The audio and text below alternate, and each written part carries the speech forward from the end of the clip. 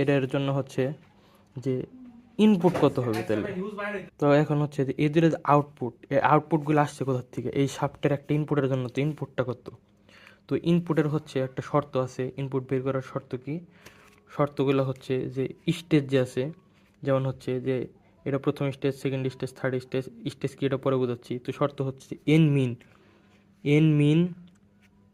By N input, ঠিক আছে। Minimum by ইনপুটের মান এটা যদি 0.25-এর থেকে বড় হয়, আর N max by N input মানে ম্যাক্সিমাম স্পিডের মান বা ইনপুটের মান যদি 2-এর থেকে সমান বা ছোট হয়, এটা হচ্ছে মিনিমামের ক্ষেত্রে 0.25-এর সমান বা বড়, আর ম্যাক্সিমামের ক্ষেত্রে 2-এর সমান বা ছোট যদি হয়। এই কন্ডিশন যদি ক্রাইটেরিয়া যদি কোনো স্পিড পূর্ণ করে, তাহলে হচ্ছে সেই ক্ষেত্রে ওটা হচ্ছে তার ইনপুট স্পিড। যেমন এই দুটার ক্ষেত্রে, হ্যাঁ, এই দুটার ক্ষেত্রে হচ্ছে আমরা যদি দেখি, হিসাব করে দেখি ওই শর্তটা, তাহলে হচ্ছে 400 আমার ওই শর্তটা পূরণ করবে। তো এই ক্ষেত্রে 400 হবে ইনপুট। যদি 400-র নিচে এটা পূরণ করতো তাহলে এটা ইনপুট হইতো। এখন কথা হচ্ছে যে আমরা বুঝবো কেমনি যে কোনটা নিব, এভাবে তো প্রত্যেকটা 5টা 6টা হিসাব করা পসিবল না। সেক্ষেত্রে আমরা দেখবো যে এটার মিডলের জায়গা কোনটা, মিডল পয়েন্ট কোথায়, এই জায়গাটা, এই জায়গার ঠিক উপরে, ঠিক আছে, এই জায়গার ঠিক উপরেই আমাদের ভ্যালু কোনটা 400, তাহলে আমরা 400 নিব। যদি মিডল ধরো এই জায়গাটা হয়তো মিডল এই জায়গাটা, তাহলে তার উপরের যে ভ্যালুটা 500 এটা নিত। এটা নিলে কি হয়, এটা আমাদের মানে ভ্যালুর ভিতরে পড়ে বা হিসাব করলে আর কি ওটাই পাওয়া যায়, এর জন্য এটা নিব।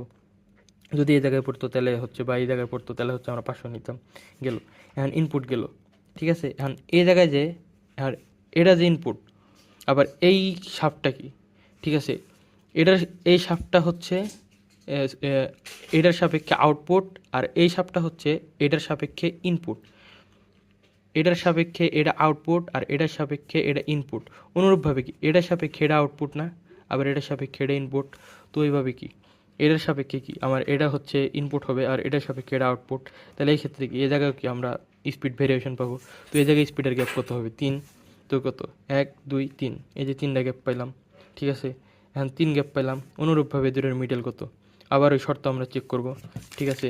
এটা হচ্ছে স্টেজ 2, এই যে স্টেজ 2, এটা ছিল স্টেজ 3, এটা ছিল স্টেজ 2। স্টেজ 2 এর ক্ষেত্রে আবার শর্ত চেক করব, শর্ত চেক করে দেখবো মিলে কিনা, ঠিক আছে, মিলছে।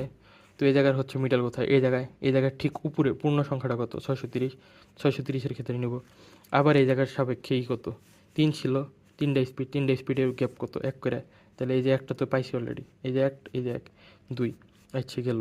এখন হচ্ছে কথা হচ্ছে যে এই জায়গায় কি আমরা মিডল চেক করব না, এই যেটা হচ্ছে যে আমাদের যে মোটরের যে শাফট, মানে আমাদের যে হাতে মোটরটা থাকবে বা ইঞ্জিন থাকবে, ওই ইঞ্জিন কীরকম স্পিডে ঘোরাবে ওইটাই ক্ষেত্রে কিন্তু আমাদের প্রশ্নে দেওয়া ছিল যে 1600 আরপিএম।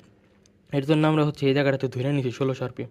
যদি প্রশ্নে না দেওয়া থাকতো তাহলে হচ্ছে এই ক্ষেত্রে আমরা সর্বোচ্চটা ধরতাম, ধরে হচ্ছে এই শর্তটা চেক করতাম যে শর্তটা মিলে কিনা।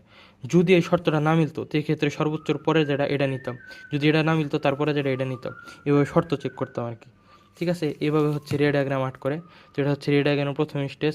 তারপরের স্টেজ যদি আর্ট করি, তাহলে এই জায়গার থেকে আমার এটা কানেক্ট করতে হবে এরকমভাবে কাইন্ড অফ, ঠিক আছে গেল।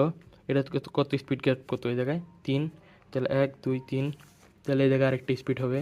অনুরূপভাবে এই জায়গার থেকে কত হবে, এই জায়গায় হবে, তাহলে হচ্ছে 1 2 3, এই জায়গায় এভাবে গেল। আবার কি এই জায়গার থেকে অনুরূপভাবে সেম হইতে এই জায়গার থেকে আমি এই জায়গায় কানেক্ট করবো, এই জায়গায় গ্যাপ কত, 6, 1 2 3 4 5 6, এই জায়গায়, ঠিক আছে। তাহলে এই বাকিগুলো এইভাবে মিলাই দিলে হচ্ছে হয়ে যাচ্ছে। এটা গেল হচ্ছে রে ডায়াগ্রাম, এটা রে ডায়াগ্রাম ছিল।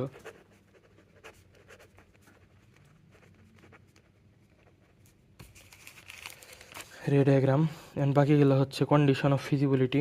এটা কন্ডিশন অফ ফিজিবিলিটির শর্ত, যে আমাদের এই গিয়ারটা ফিজিবল কিনা, এই শর্তটা চেক করলে হচ্ছে পাবো, ঠিক আছে। জাস্ট 5 to the power 6 এর মানটার থেকে ছোটো হতে পারছে।